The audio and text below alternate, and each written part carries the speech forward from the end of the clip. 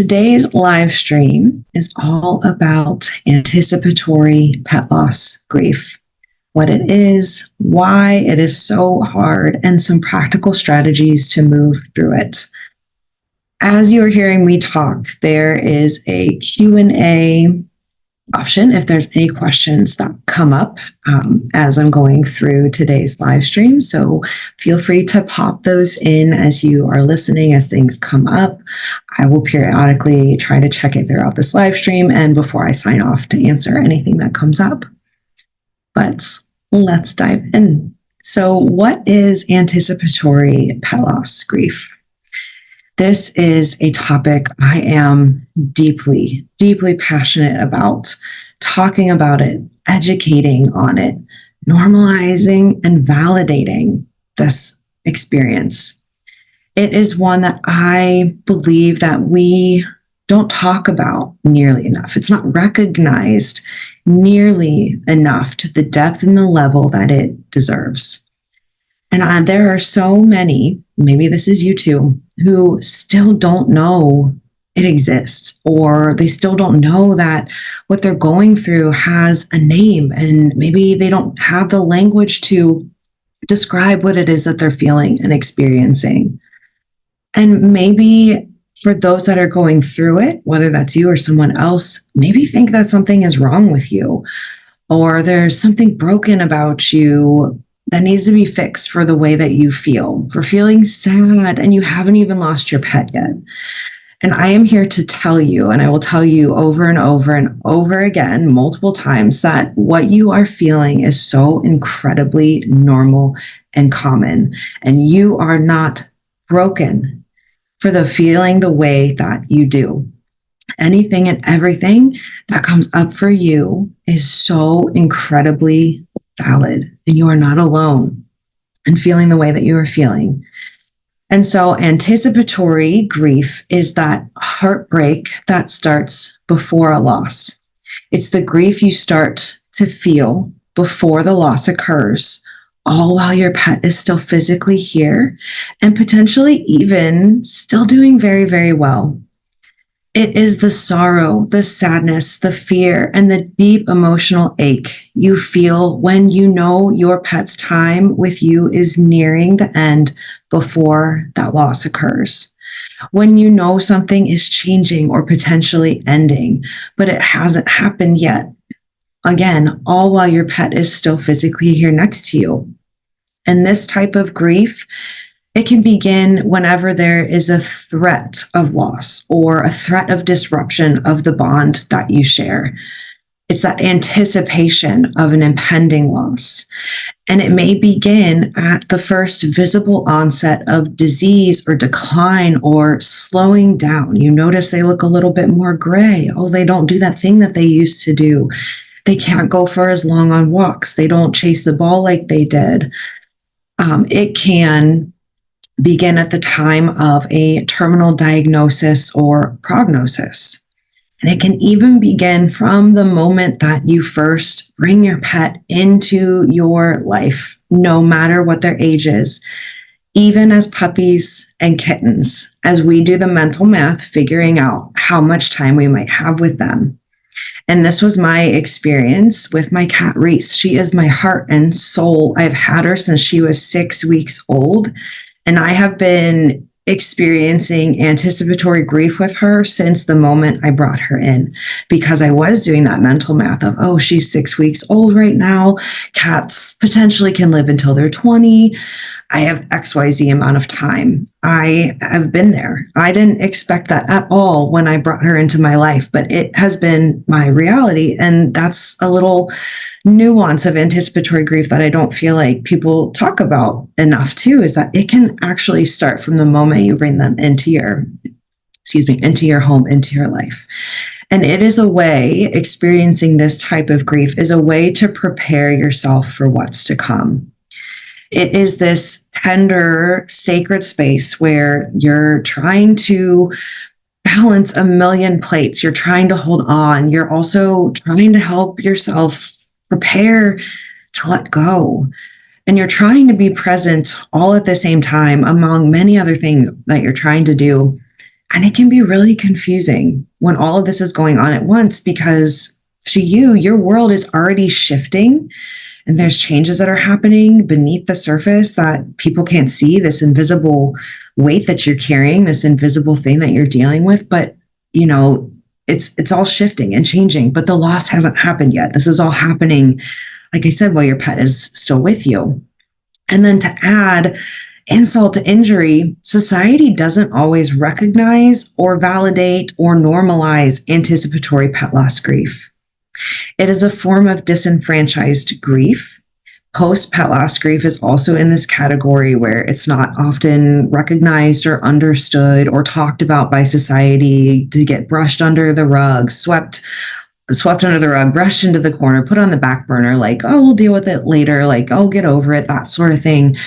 But I think anticipatory grief is even less recognized and less understood by society, because to them, they're like, your pet's still here. Why are you sad about a loss that has yet to occur? So it's even more invalidated than sometimes the post-loss. And post-loss is definitely invalidated. But I think anticipatory is even a smaller another layer to that, where it's invalidated even more, not understood even more, because everyone's like, your pet's still here. Why are you sad? Get over it. Get back to being happy. But it is very real. It is a very real experience, and it is incredibly valid. There are so many people that carry this heavy, invisible weight in silence and in isolation. And then society compounds that because you don't feel safe enough to express it, whether that's your post-loss grief or your anticipatory grief. You don't feel safe enough to express it because maybe you have, and it got shot down by somebody. But again, it is a very real and very, very valid experience, what you're going through. So why is anticipatory grief so hard? Because it often feels like you're living in this emotional whiplash, riding this emotional roller coaster. It can come with a variety of different, often conflicting emotions. You may feel this deep sadness, this anxiety, this numbness, or even anger, not because something is wrong with you, but because your heart is trying to make sense of what's coming. It's trying to prepare for what's coming. You might also swing between moments of hope and then sudden dread or despair, feeling at peace and then panic, having deep gratitude for maybe the time you do have left, the small joys, that deep love, bond, and connection among many other things. And then that can be followed by this guilt for maybe not doing enough, for thinking about the end while your pet is still here. Like, oh my gosh, how can I absolutely be thinking about this when my pet is still here? Like, what is wrong with me for thinking about a loss that has yet to occur, thinking about the end and saying goodbye? Like, what in the heck? Having guilt around that. And having guilt for feeling grateful, for feeling gratitude. You're like balancing these two things. You might experience that anxiety of the unknown, of decision making. There can be a lot of decisions that need to be made during the senior stage, during that end of life stage, at the end when you're making that really, really difficult decision on when to say goodbye. So much anxiety around that, around the uncertainty. Again, that anger or that resentment at the situation, the circumstances, feeling like it's just not fair.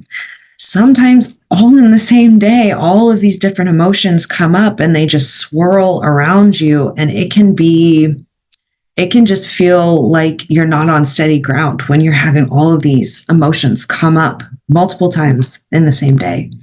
Maybe one moment you are cherishing every snuggle, like you're just loving this time with your pet, you're snuggled up on the couch. And then the next, you're wondering how much time is left and questioning every decision, wondering how in the world will you know when it's time? How in the world am I going to make this decision? And that anticipatory grief can feel less clear, a lot more muddied, a lot more foggy because the loss hasn't happened yet. You're trying to hold on to your pet while simultaneously preparing to let go. trying to predict what might come up, what might happen, predict the future, predict the outcome, trying to gain some semblance of control, because this can be a time where you feel largely out of control and anxious about feeling out of control and uncertain. And it's a tension, a push-pull that can feel really unbearable sometimes. You may be actively caregiving, making medical decisions, and showing up with strength, wearing all these hats, doing all of these things. And then on the inside, you may be feeling like you are absolutely falling apart. On the surface, you have all these things happening. Underneath, you feel like that duck that is trying to stay above water, your feet paddling, but on the surface, you look calm and collected and fine. Maybe you're bouncing back between the past, the present, the future, ping-ponging between these moments, thinking about what's to come, the future that you may or may not have, rehashing what happened in the past. Was there something that I could have done different? And then trying to be present in the moment. And it's almost as if you're living these parallel lives in tandem next to each other, almost having this out-of-body experience as you're watching yourself go back and forth between the past, the present, and the future. And you're almost like living in this limbo, this in-between, where nothing feels solid, waiting for the other shoe to drop, the rug to get ripped right out from underneath you, that curveball to come unexpectedly out of left field. Nothing feels stable. And then every day seems to carry this weight of what's coming, this heaviness, this dread of what is coming and when is it going to come. And as I said before, you might still be caregiving and making appointments and making impossible decisions for your pet, all while you're trying to balance your own life, your own decisions, your own schedule, keeping all of these plates spinning, and often carrying this silent sorrow underneath. So much going on beneath the surface, almost like an iceberg effect where you see a little bit on the surface, but there's way more that's going on beneath, way more than what appears at surface level. And it is incredibly heavy. And it also deserves to be seen, to be heard, to be expressed, take up space, and honored for what it is. And so these ups and downs, this roller coaster, these conflicting emotions, feeling both the heavy and the light, it is so incredibly common and so normal to be carrying all of that, to be bouncing back and forth between the light and the heavy.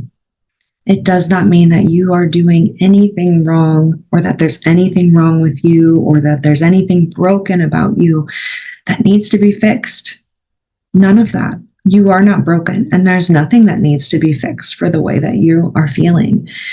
You're feeling this way because you are deeply attached and bonded and connected to your beloved pet. And you might feel like you are grieving alone, carrying this alone, especially if others around you don't understand the bond you have with your pet. They don't understand that connection. They don't understand that how deep that bond is, what your pet means to you and the role that they play in your life, the significance that they have in your life. Not everybody gets that. And that can compound the loneliness and the pain that you are feeling as you are going through anticipatory grief. And you might feel like you have to stay strong to keep it together for yourself, for others, for your pet. But I'm here to tell you that grieving in advance, feeling these things, expressing these things, it is not weakness. You are not a weak person for feeling the way that you do, for expressing the things that you need to express. This is your heart trying to prepare you for what's to come. And you feel it because you love your pet so darn much.